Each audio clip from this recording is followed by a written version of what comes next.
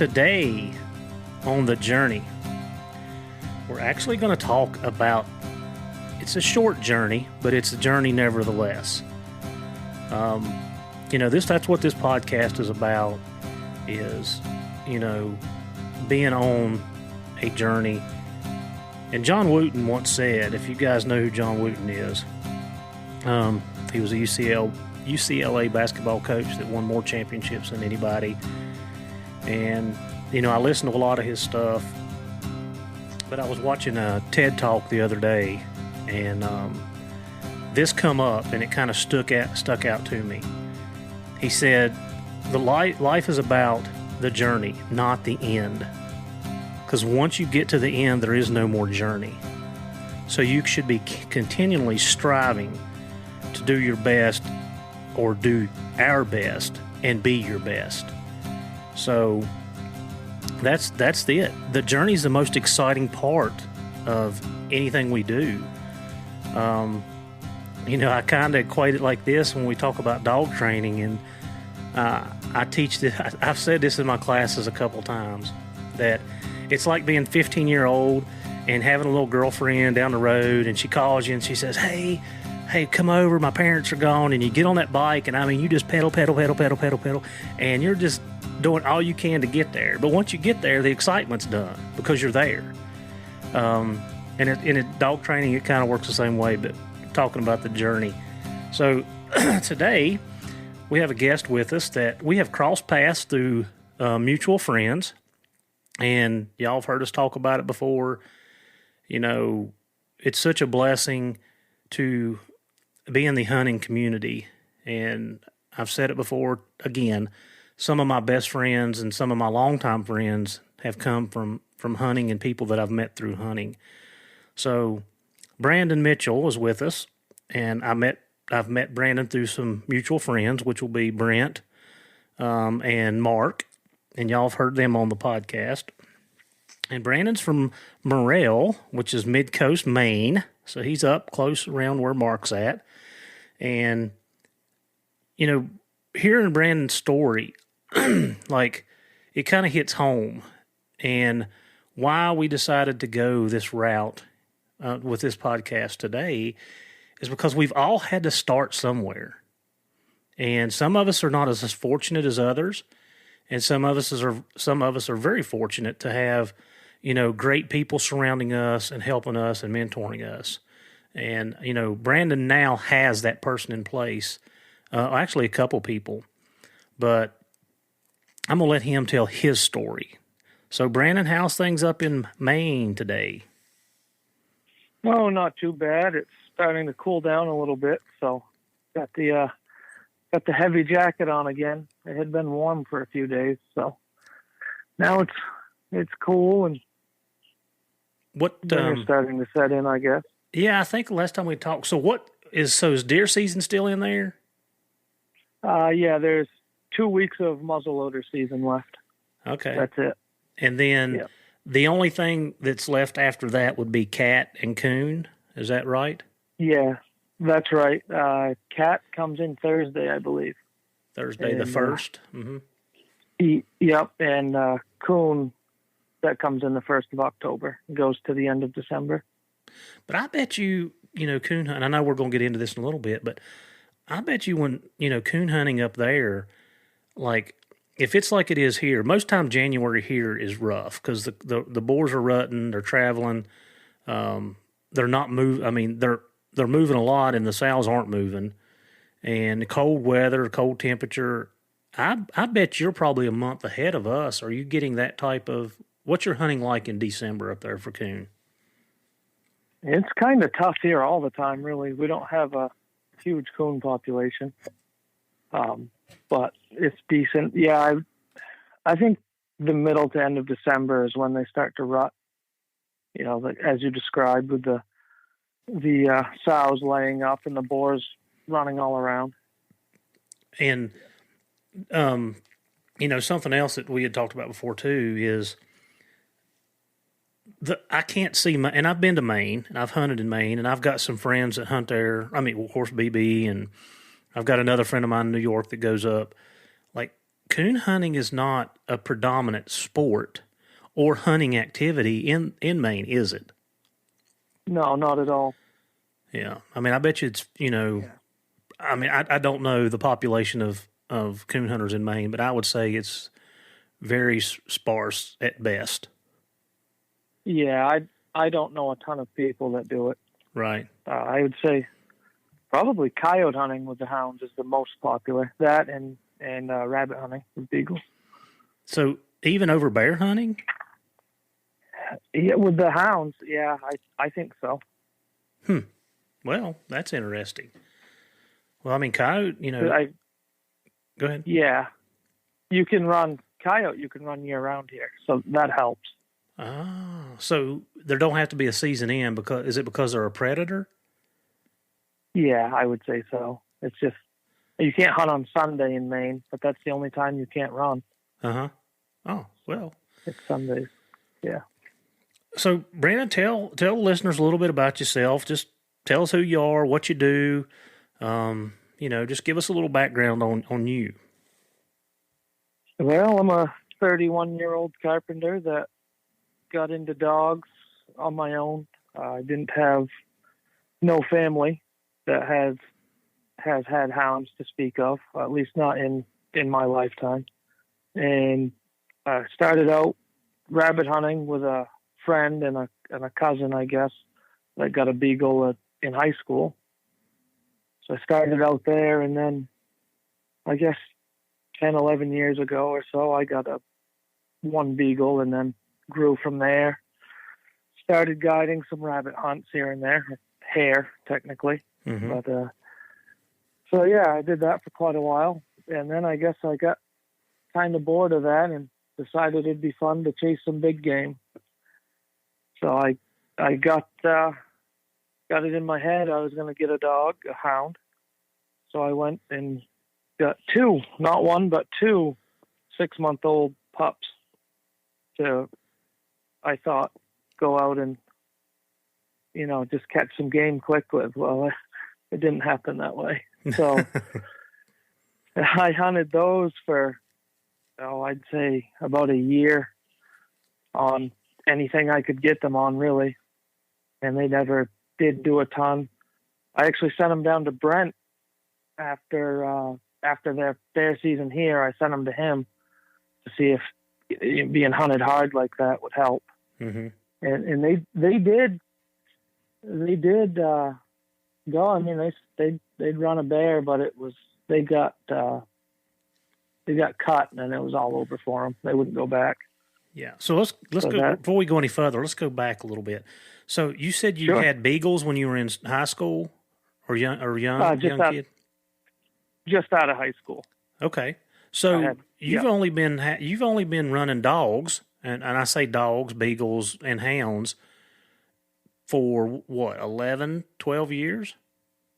Yeah, I did have English coonhound in high school that I attempted to coon hunt with, but it was honestly more of I cut the dog loose and I saw it again in a day or two. Did tree a couple coons with it here and there, but it was a hard feat not knowing anything about it. So right. I would say seriously into the dogs after I got the beagles is when I got serious about it. Now, the English dog that you had, was he a registered dog or just a mixed up dog, or do you remember? He was registered. I can't remember his exact breeding, but he had a lot of hard time in him. Hard time spec? Yeah. Yeah. Yeah. Yeah. I had no idea what I had back at that time, Right. So I knew nothing about it. Well, if you were treating a few coons, that's a plus. Yeah. But obviously he was a go yonder dog if you was not seeing him for a couple of days. Yeah, he was. I didn't have any sort of tracking equipment or anything then, so he was. Yeah. He treed some coons. It's kind of funny that you say that because like I said, we're talking about the journey, and when I started, I'm with you. I started out with two plot dogs that I had bought. They were supposed to be bear hounds. Looking at it now, that was definitely not the case.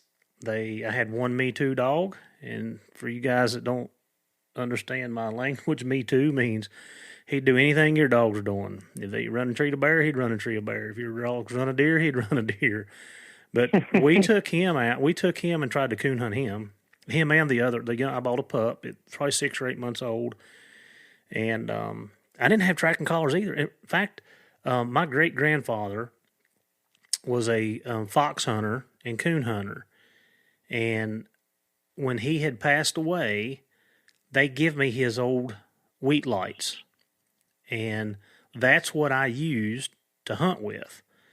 And we were carrying a 20-gauge shotgun with us. And we didn't have tracking collars. And the same thing. I mean, I had the same battles you did. You know, turn the dogs loose. We tried like, crazy to try to keep up with them. And, we would lose them. I'd lose them for 2 or 3 days. In fact, the young dog ended up getting hit down in the road. And my neighbor called me one morning and said, "Hey, Heath," he said, "I got your dog." I said, "Oh, okay, I'll be right over." And he's like, "Well, unfortunately, he's deceased." I'm pretty sure they run a deer out of the country that night, because they were way away from where we had turned loose. So, but yeah, I mean, we all start. I think we all start. It took me a long time. I bought a collar first, one collar, because I couldn't afford anything else. And I was borrowing if I would lose my dog, I would go to a friend's house that lived about 25 minutes away and borrow his tracking system so I could track my dog that I had lost. Oh man. I guess I really hadn't given that a thought in a long time, but you look around now, and all the guys have these Garmins, with the TT15s and TT5s, and $250 a piece, and a $500 tracking system. And man, some of these dog boxes I see riding around, like, I mean, they're $1,000, $1,500, $1,800. The box that I have on my truck right now, me and a friend of mine built that box in 1998. We built that box in 1998, and I still use the same box. And we built it. I didn't buy it. I bought the material, and he welded it, and we done everything that way. But yeah, I mean, it's just kind of crazy to look back on the things that we used to do, and you tell me that, it kind of strikes a chord. It's like, yeah, man, I forgot about those days, but there was a lot of them, a lot of them. So, all right, then you got 2 pups, and they were plot dogs. Is that what you told me? Yeah, they were grade plots. Mm-hmm. They were nice built little females, but they didn't turn out. Maybe if someone had put more time onto them, they could have, but I was ready to move on, I guess, from that point. Brent actually sent me up a real nice red bone to run with them, to try and get them going a little better. But she couldn't trail real good. So, I mean, real nice dog, just not a start dog.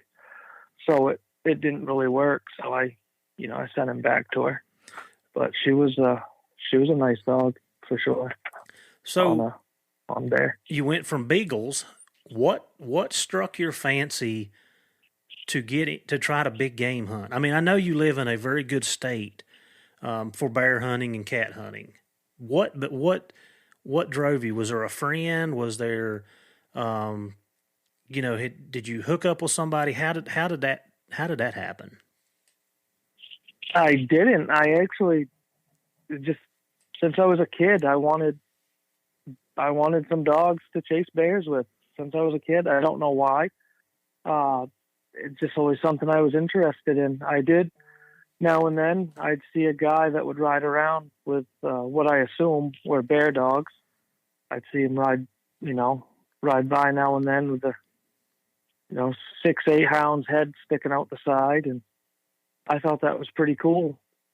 So at that point, I couldn't get into it at that point. I wouldn't have known how or anything, and so just something that's always been in the back of my mind. At one point I didn't say I got bored with the beagles, but I was ready to try something different. So I decided to get a couple hounds to try and run big game with.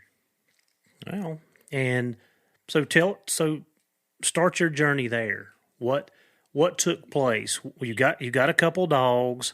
Kind of walk us through. How old were they? What was taking place? How did you set things up to be successful, or in the long run you ended up not being? Tell us how all that come about, or what happened during that period. Yeah, they were, I think about 7 months old when I got them. I got one first, and then it was about a month or two later I went and got the litter mate. Not sure why, but I did. And I hunted them on anything I could hunt them on to try to, get them going to the trail, and I just wanted to hunt. And so I started out, it was pretty close to coon season, and when that training season came in, that's what I brought him out on coon I had a friend of mine I hunt with a lot. He's got a couple nice blue ticks, so I went with him quite a bit. So I started those young dogs out on, taking them out on coon. They saw a few trees. They never did tree. They saw a bunch on the ground. They did all right there, but that was about it for that. So I thought, well, maybe they'll like a bear better. So we tried on bear, and never did run a bear with those dogs here myself. Went through the winter and did have a couple short cat races with them and the blue ticks, or blue tick at the time. And so I was starting to get pretty frustrated at that point, and Brent said he'd send him down to him and he'd run them. He hunts a lot harder than I can. And he did. About 6 weeks, I would say. He hunted them pretty hard. And like I said, they started out slow. Then they kind of got to a point where they were doing all right. Thought they might make something. And then they got cut just one time, and that was it for them. They didn't want to go back. So then I was starting all over again. So how long? So from the time you got them till you decided these are not going to pan out for me, how long was that? How long was that? That was about a year. That was about a year of taking them out on anything I could get them on, anything that was legal to run. So, yeah, well, they did get a couple porcupines, I guess. But that was did about you pull it. The quills? Yeah, I hate those things. Yeah. I don't own a dog I haven't pulled quills out of yet. First time I ever seen a porcupine, I was in New York hunting with a friend of mine, Rodney, and we had went in, Ben Gadway, we had went into a place there across from Ben's house and turned loose, and the dogs went around this big, I guess you call it a swamp or a drainage, and ended up coming up on a little knoll and pulling up treed. And we got in there, and there was a bear sitting up in the top of the tree, and there was a porcupine sitting, 10 foot up in the air. I never seen a porcupine. I had no idea. I didn't know they could climb. I didn't know what they were doing. And anyway, we got in there and got the dogs tied back, and we were laughing about it. And I said, well, Rodney, I said, at least my dogs treat a bear. I said, you're just trashing on this porcupine. And I wished I would have got a picture of that. Because that's something, that you don't see or whatever. But that was my first encounter with a porcupine. And, of course, we laughed about it and went on. But I'd never let him live that down. I always bring it up to him that his dogs were trashing on that porcupine, my Australian bear. That's funny. We didn't at least it was in the tree. Well, we don't have porcupines in Virginia, so I know mine didn't run it. That's what I told him. Yeah, that's right. So you went through a year, and you sent the dog down to BB's, and he hunted them for you. And then, how did that conversation go? What did y'all decide? What did you decide was the best thing? And then what took place? Well, just decided it was. Oh, I decided I was ready to move on from them. They hadn't showed me enough for me to have any hope in them at that point. So I moved on and had located a couple other dogs from a couple of real good guys in East Tennessee, and so I took a road trip. Mark actually went with me on that. Took a road trip and met some real good people and had a good time. And I came home with 2 male plots, 4-year-old and a 7-year-old. The 7-year-old's more of the trail dog, does a nice job, and the 4-year-old he's got some nose, but he's more of a pack dog, and that's where I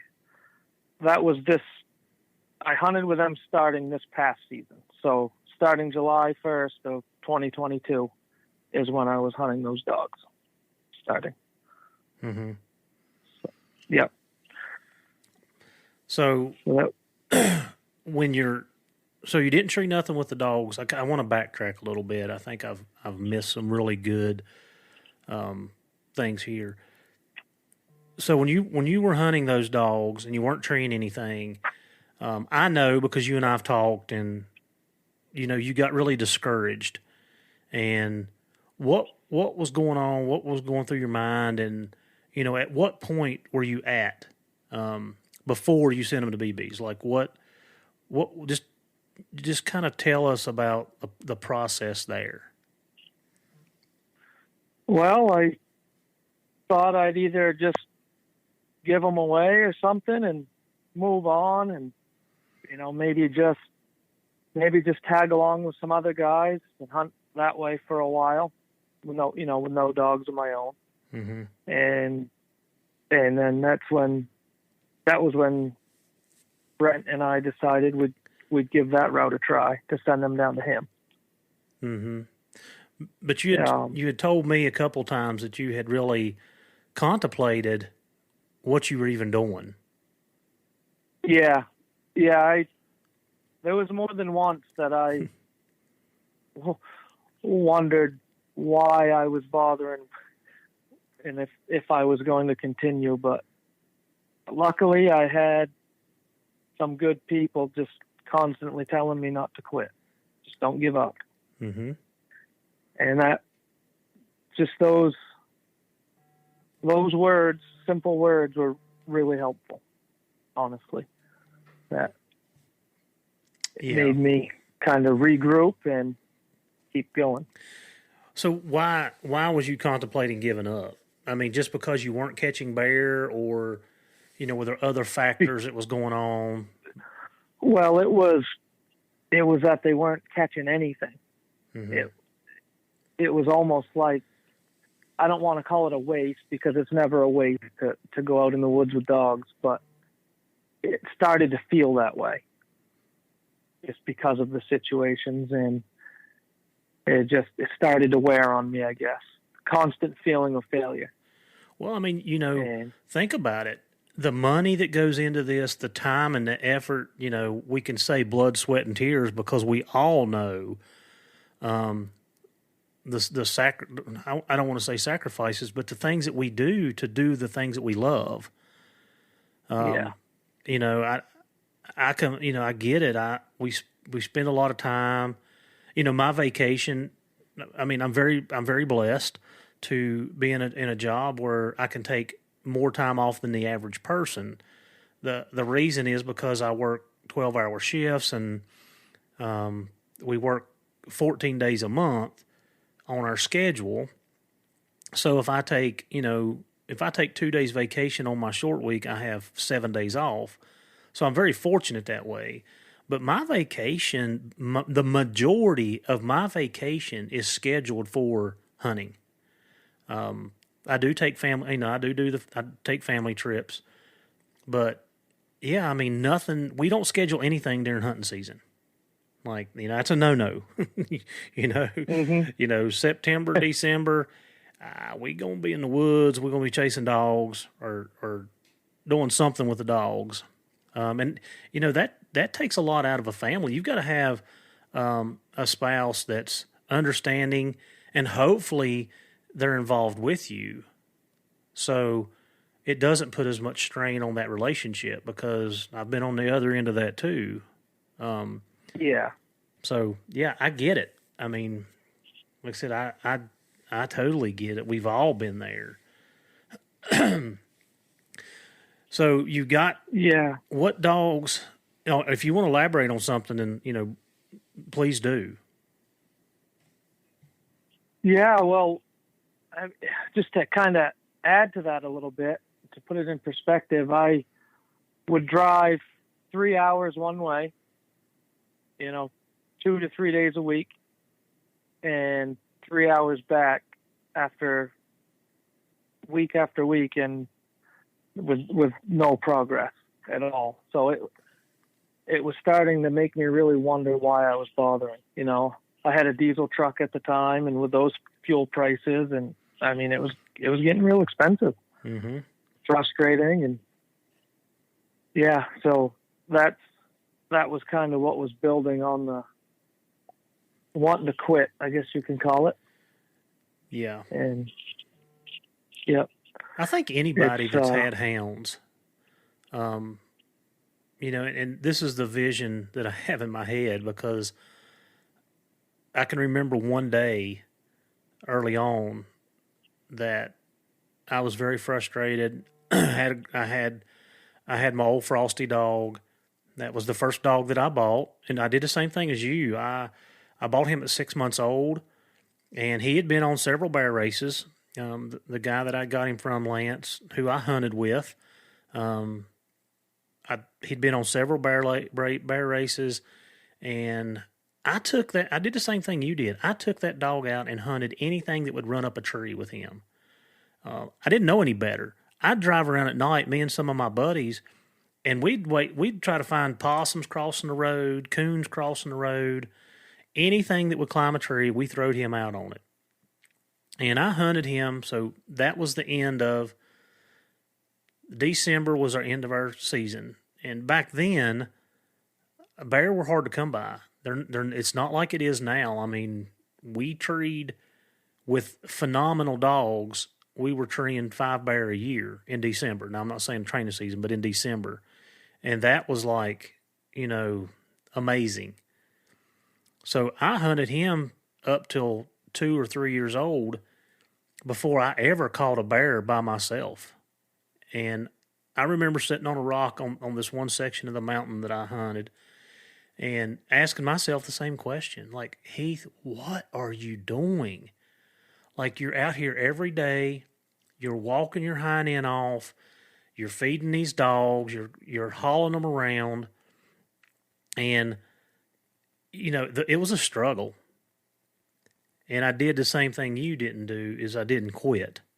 Even though I was so discouraged at times that I wanted to quit.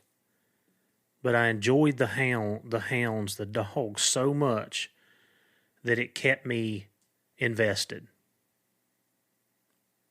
So I think all people, everybody listening to this podcast can relate to that and can actually go back through their memories and say, you know what, I've done that several times myself, and, here's why. And then, I was able to work out of those issues or situations or the dogs, and move on and move forward and doing better. And here we are, 20 years later. That's what you're going to look back, 20 years from now. I was like, man, it's been a long ride, but I've come a long way. Yeah. Just like you said, you sit down on a stump or something and you just wonder why I'm missing all this time away from my wife and kids and work and what for. And then you'll get the dogs will do just a little bit more, and then you'll get a little more hope. That's right. It was, a roller coaster, I guess, of emotions. Yeah. Still is. It is. Yeah. That's a part of hound hunting is, dogs are dogs. They have a mind of their own, and they're going to do the things that they want to do. So you got new dogs now, right? Yes, I do. All right. Yep. Tell us a little bit. You said you went and picked some up in Tennessee. Yep. Just kind of go through how many do you have? I have 4. 4 now. Well, actually, back up a little bit. At the tail end of that first season with the other dogs, mm-hmm. A friend had given me an older dog, a real good rig dog and trail dog. He had let me hunt that dog mm-hmm. to try and get those other dogs on some scent. But it wasn't until late in the season I was able to hunt her much. And that season she actually caught a bear by herself. But she broke before I could get in there. She was 11 years old at the time, mm-hmm. 11, maybe going on 12. So she couldn't hold it that long, but that was fun. And again, the other dogs still didn't do much. They didn't go with her or stay with her? Or?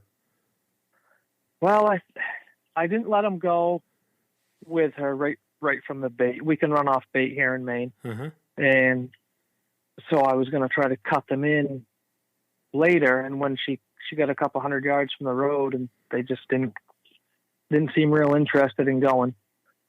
So that was the one and only time I had an opportunity to that season run that older dog. Mm-hmm. So the bait shut down after that. They shut down. Sometimes they shut down fairly early, mid to late October. And is that because of the hard food to find source? A bear. Yeah. Yeah. Yep. Well, and y'all have some big country up there too. So yeah, from what I remember when I was up there.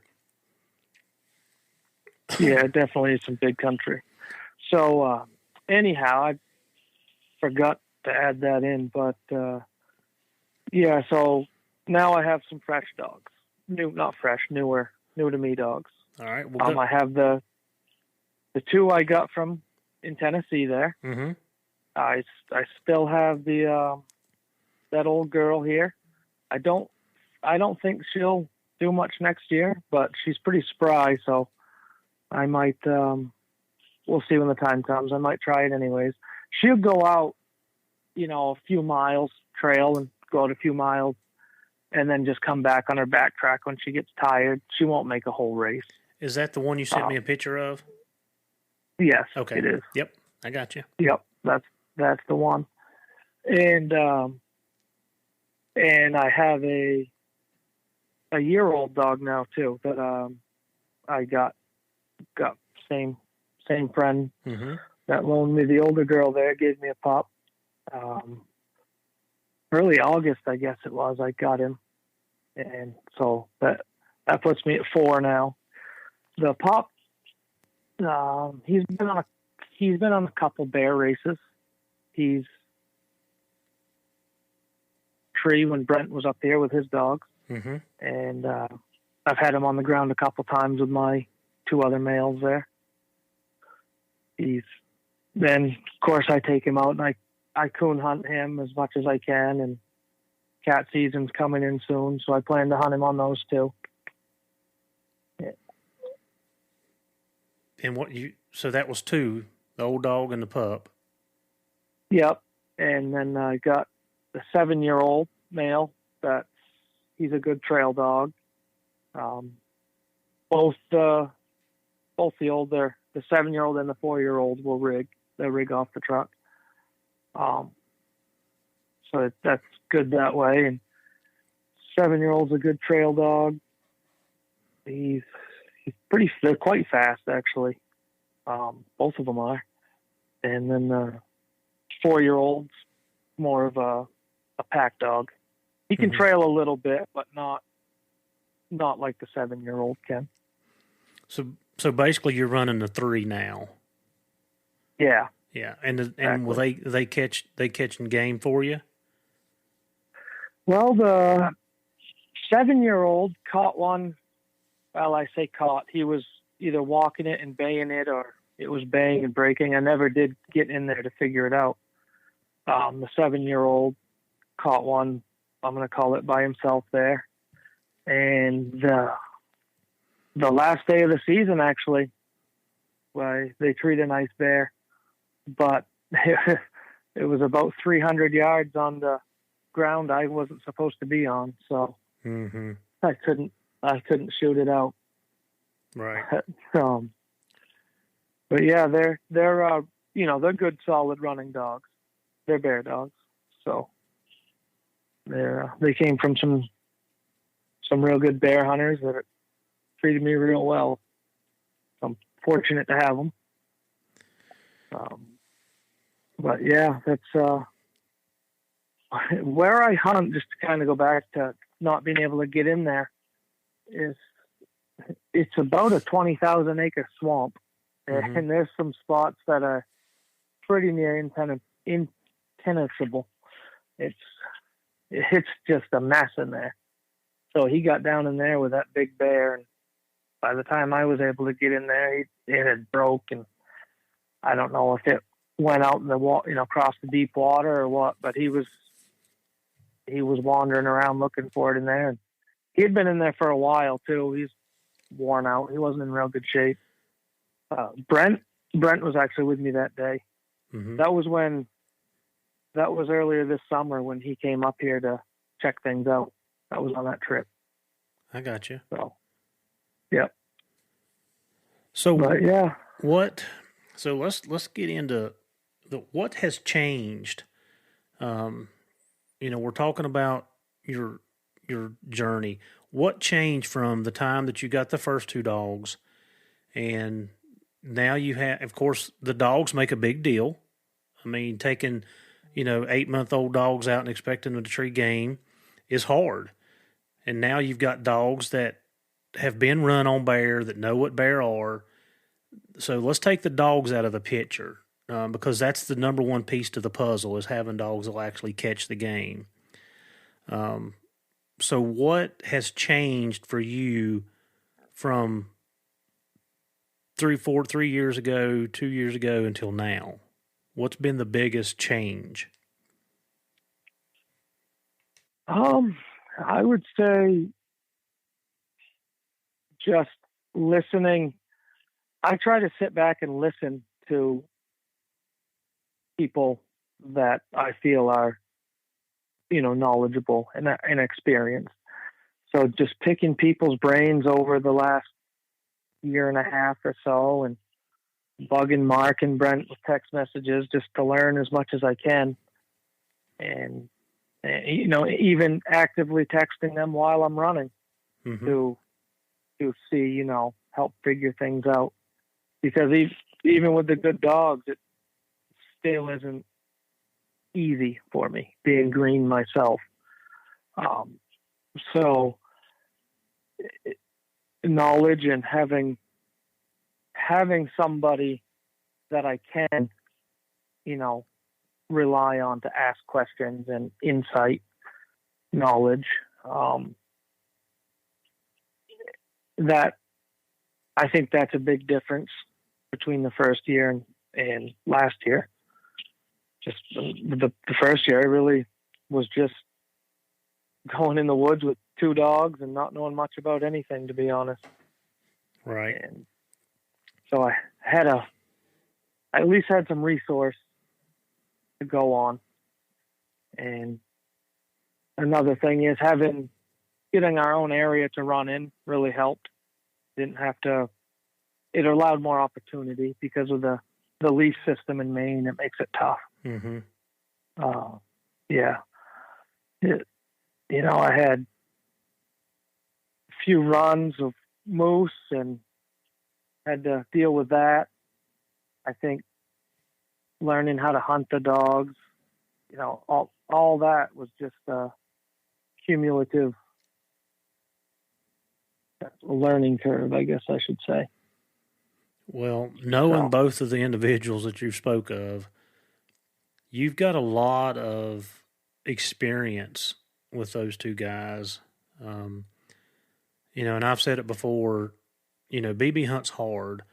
And, when I was down there and spent some time with Doug, and that Doug is kind of BB's mentor and been his, guidance. I don't know anybody personally. I don't know anybody personally that hunts as hard and as much as Doug. I was down there, like I said, I was back down there for their season, their North Carolina season a couple weeks ago. And, we were sitting there eating breakfast and talking, and, Doug hunts, basically from March, April, all the way back to March and April. And if he's not running bear dogs, they're running cat. And he's got a fox pen, and they're running. They have dogs loose 12 months a year. And that having somebody with that much of knowledge is invaluable. It's just, it doesn't matter that it's a bear dog or a cat dog or a coyote dog. Dogs are dogs, and yes, they do a little bit different stuff for us, but just being out with them and, all the time that they spend with them. But anyway, kind of going down a rabbit hole there, but they hunt hard, and, you've got a really good mentor in Mark, very knowledgeable, a very good woodsman. And, that's going to lead you places that you, like I said, in years, you're going to look back at this and say, holy cow, how did I get here? And hopefully,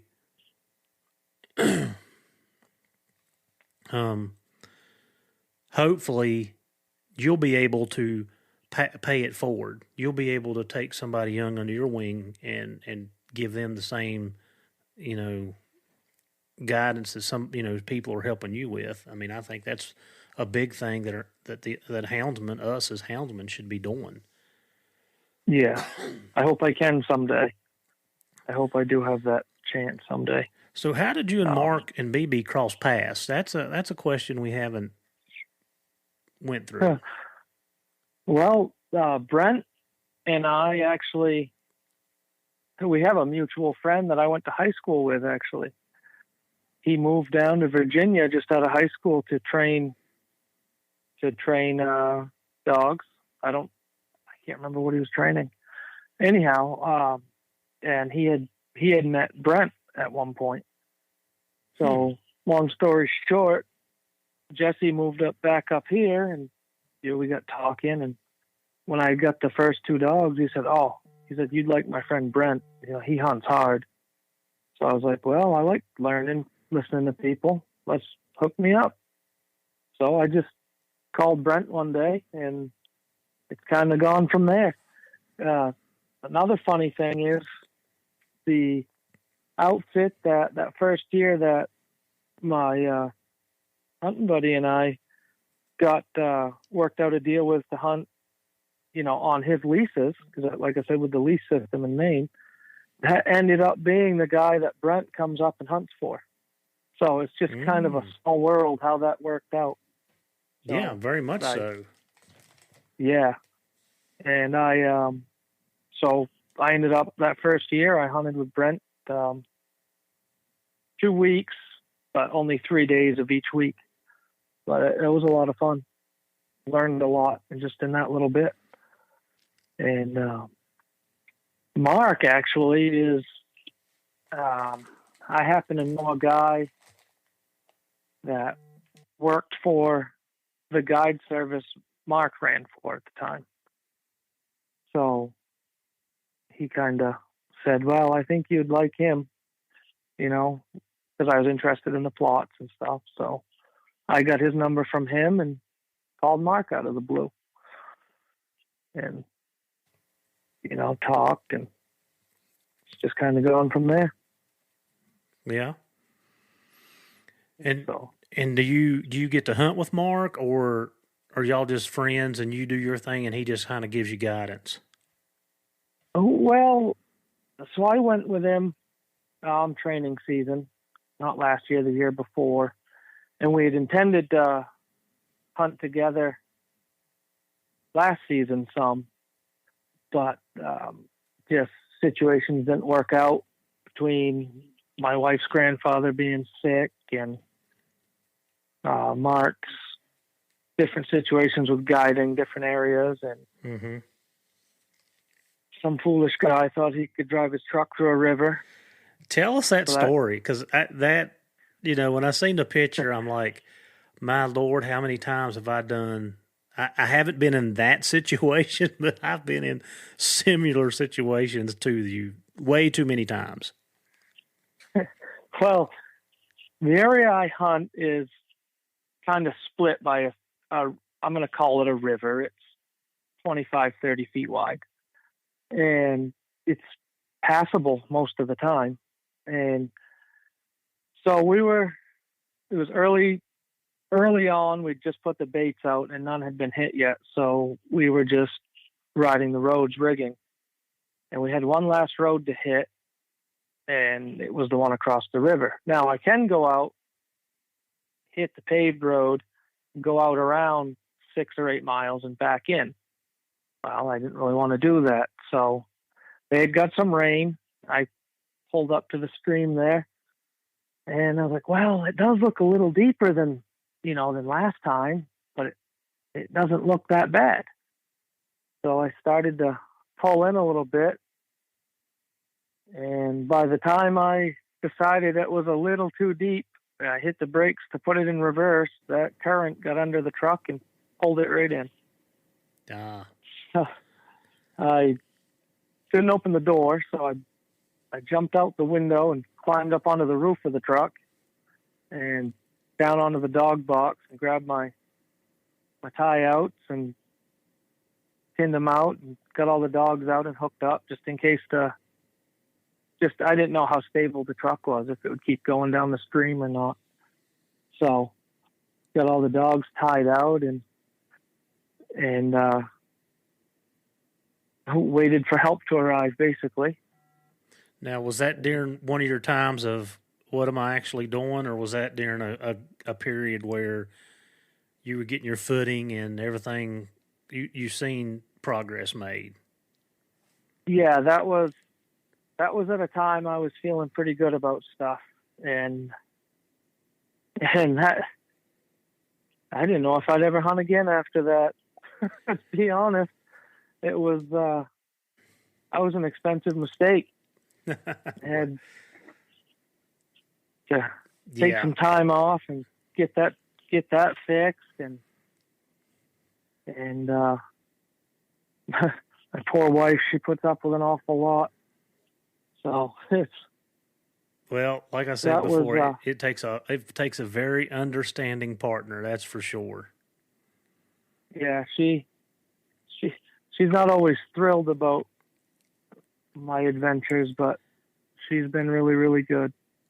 She's a real good wife and mother, so that helps a lot. But I did have to wonder if that might be the end of my hunting for the hounds for a bit. Yeah. But that's all past now. Water under the bridge. So that ate up. I lost quite a bit of hunting time because of that, being out of vehicle and just all the chaos with it. But so Mark hunts that same area some. So he had a client that got a bear, and I did actually hiked in from the other side and helped them pack it out. So that was fun. Got to do that. Help help them get their bear out of the woods, give them a ride back around. And that was a lot of fun that day.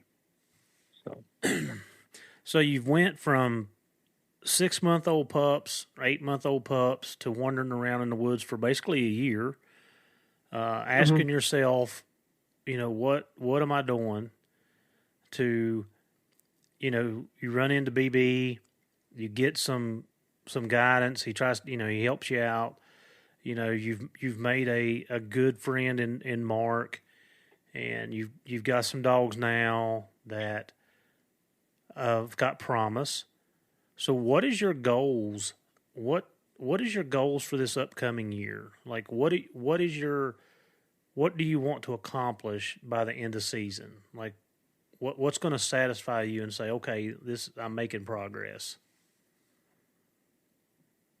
Well, I would say my biggest limiting factor on bear hunting is time. Time to hunt. So like I said, the running grounds are 3 hours one way, and I drive back and forth every time. So my goal is I want to make the most out of what time I can hunt, if that makes sense. I need to learn to hunt with my dogs more. I had a few times where I had some losses. The dogs had made some losses, and I couldn't figure out what was going on. I'd pick them up and look for another one. Well, and after talking to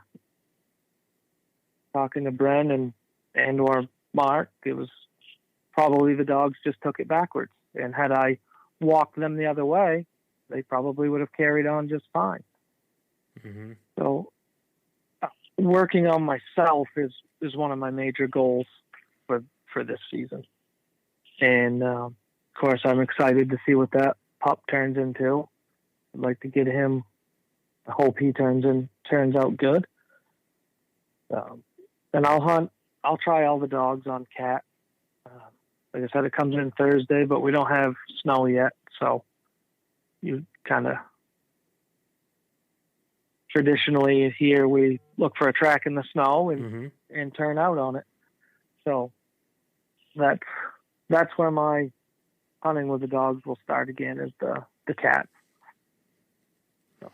And mentioned to me before you're gonna cat hunt him and coon hunt him and just continue to keep him busy. Yeah, exactly. Until that pup, I'll hunt him on anything I can. Like I said before, just my thought on that is any chance he has to trail or tree or bay something is 10,000 times better than him sitting in the kennel waiting for bear season alone. So that's my thoughts on that. And I'll try those other dogs on cats. I don't believe they've ever run a cat, but it's worth a try. Right. So. Well, I mean, keeping them in the woods and keeping them busy. I mean, I don't do it as much, but I used to, get my young dogs started on coon, and I'd hunt them until they were running and treeing on their own, and then kind of switch them off. That's kind of what I did. And our lack of season here, it makes it hard for us.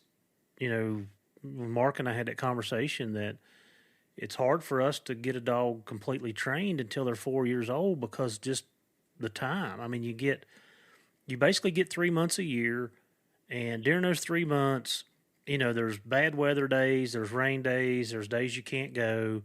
So if you take 90 days, and I'm just throwing numbers out there, if you take 90 days and you subtract 20 of them, you've got 70 days, and who's got that much vacation time? You know what I'm saying? So it's really hard when you start breaking down numbers to train a dog in 90 days of hunting a year. So I used to spend a lot of time with mine, in the off season, and I still do. I still do a lot of groundwork with mine, like loading and leading and, riding in the truck, my pups. In fact, we had pups out a couple weeks ago. We took a hike and took a couple of them. So stuff like that. just keeping them out and keeping them busy. I mean, that's gonna make that you're gonna be head and shoulders above where you were at by just doing those things. Yeah, I do all that stuff too. I mean, I get all the dogs out of the kennel a few times a week and just take them for a walk. Mm-hmm. Just strap the collars on them and let them run. Yeah. So it seems to help keep a good handle on them. That's exactly right.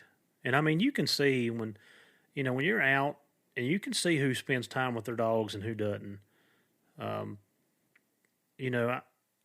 gonna give a shout out to George Lambert. He posts a lot of YouTube videos. He's posted some stuff on the Houndsman XP podcast page. He puts out some really good content, and you can tell that he spends time with his dogs.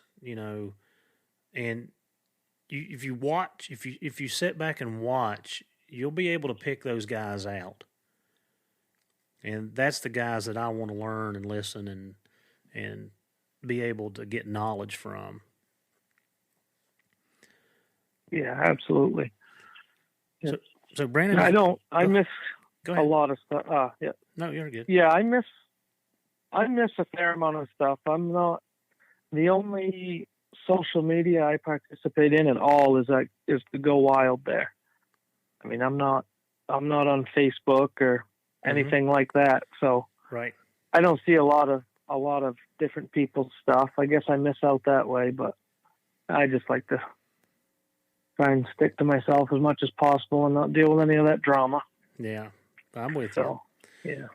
So as we wrap this up, if you were going to tell somebody that was just getting into hunting and struggling, what would be some advice that you have been given or that you have learned?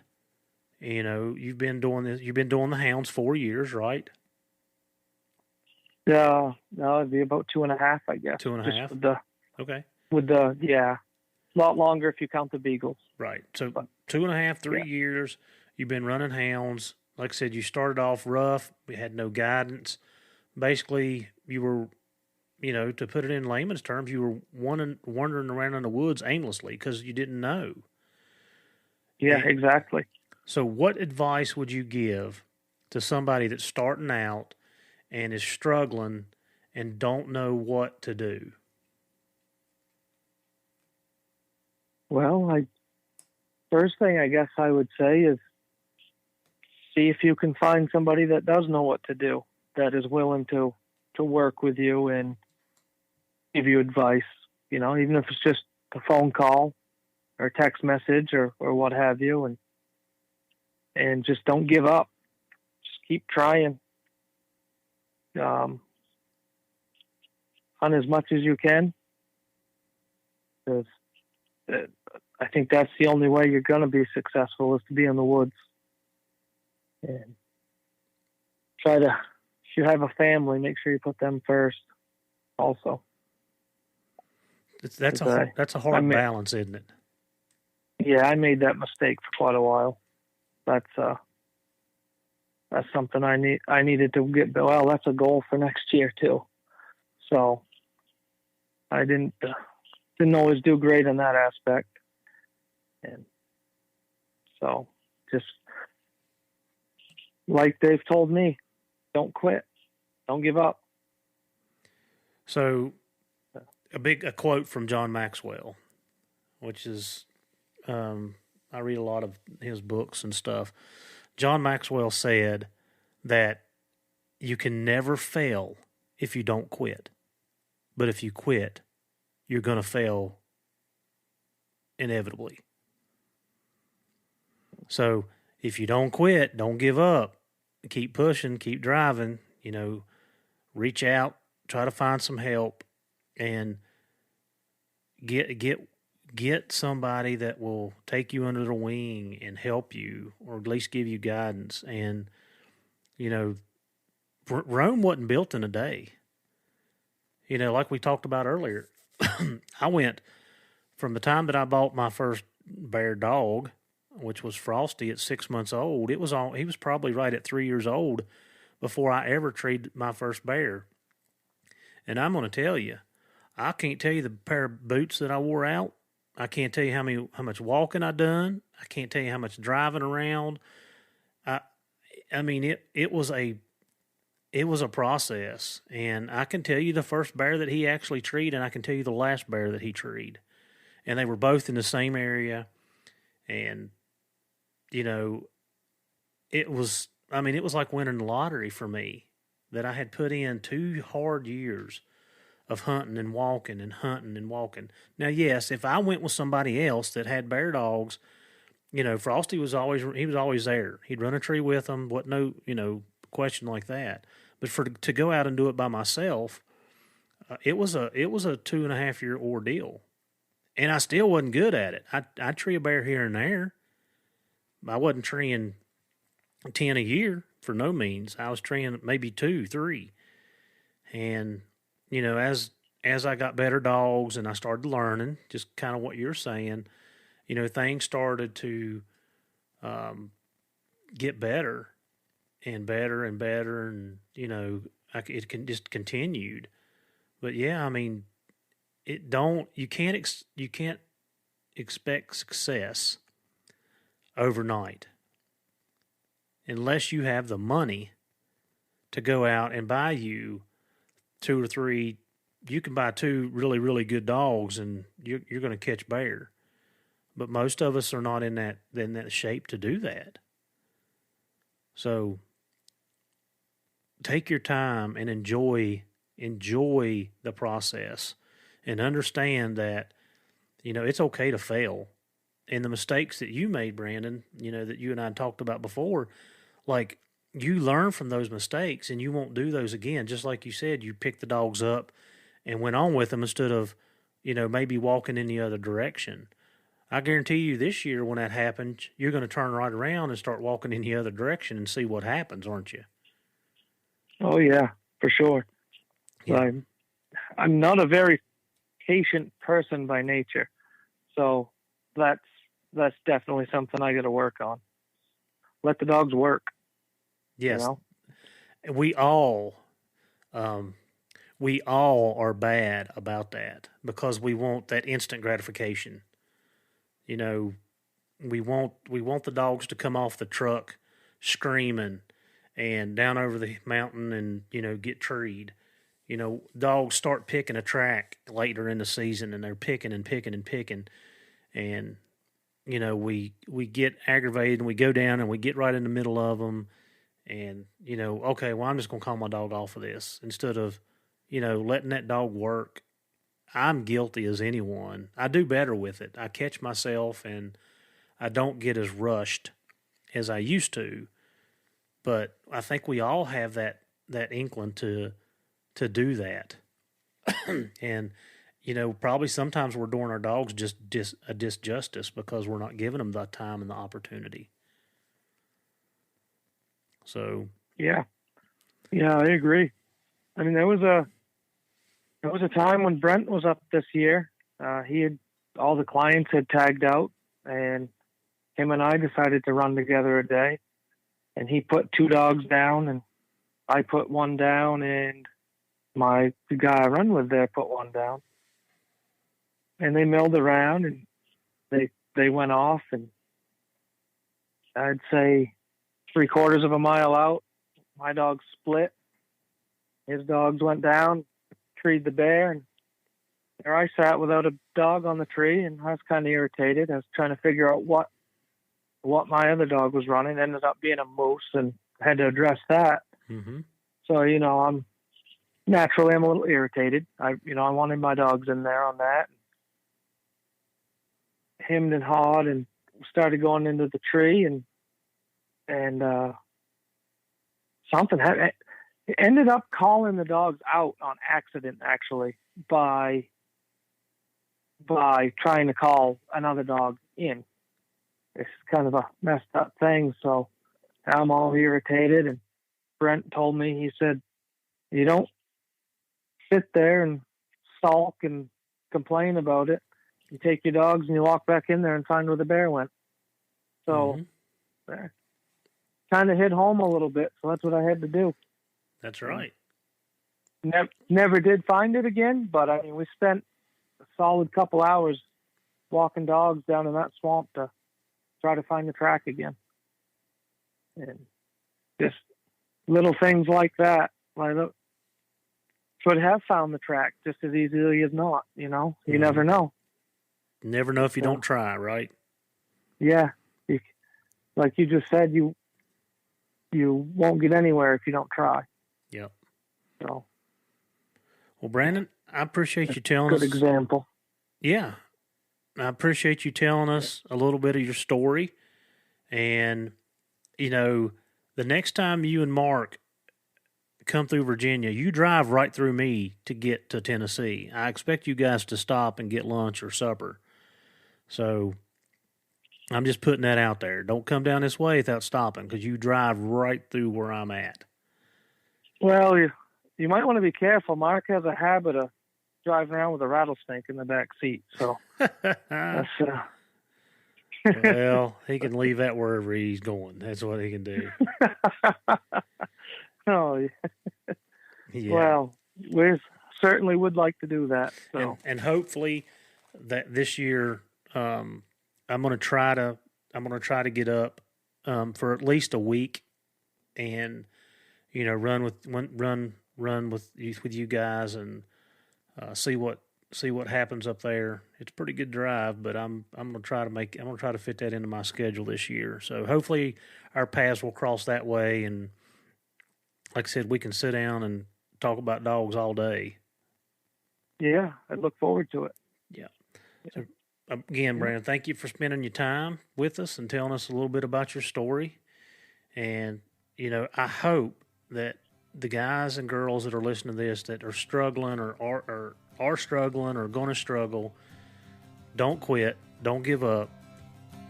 Keep after it. You may have to change what you're doing. You may have to change some dogs, but it can always get better. It just depends on the time that you put into it.